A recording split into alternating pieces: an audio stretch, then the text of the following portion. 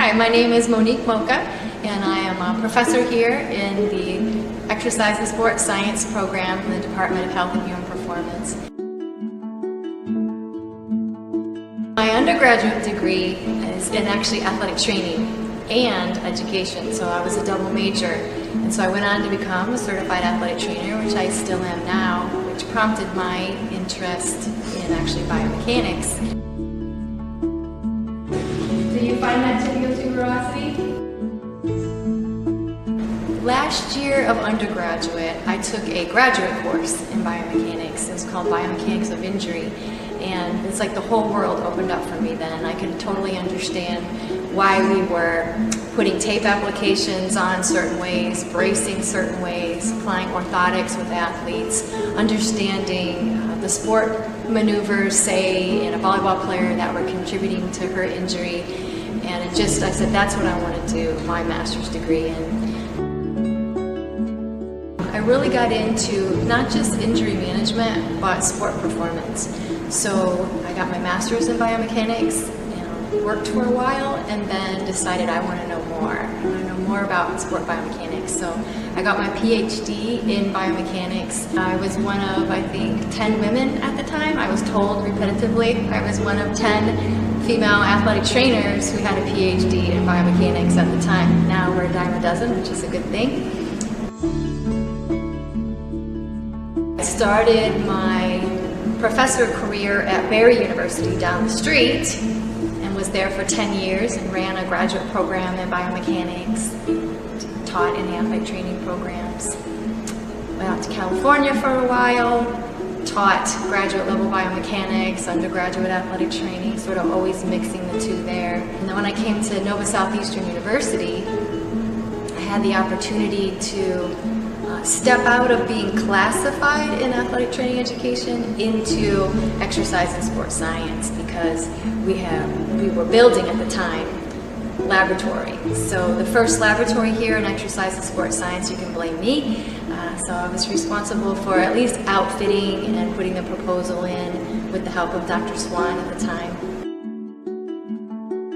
The second lab, I guess you can blame me as well, because when we migrated over here from the UPP, I sat with the developers and the architects to help set up this particular lab.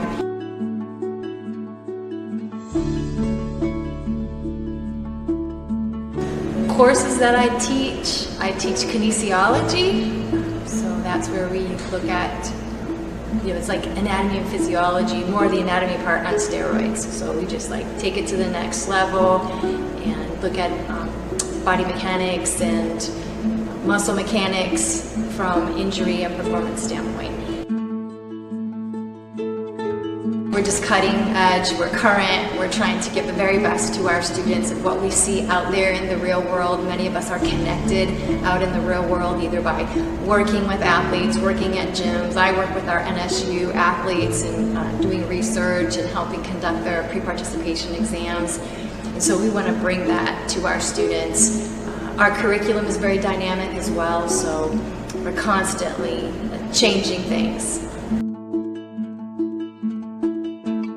The students come in and they're motivated, they're ready to learn. We have more students who want to do research at an undergraduate level than I would put up against any other university. So it's exciting that they're constantly knocking on our door, having conversations in the hallway or the lab about their ideas and what they would like to study. So for me, I get this area it's really cool and it has the ooh-ah effect, which is the motion capture, which is like what's happening on here. So when I show students this type of thing and we do small laboratory activities with it does have the cool factor. It's got the ooh-ah and it garners interest, and they don't get it in any other class. So this, for example, one of my independent study students helped me collect all this data on our cross-country runners.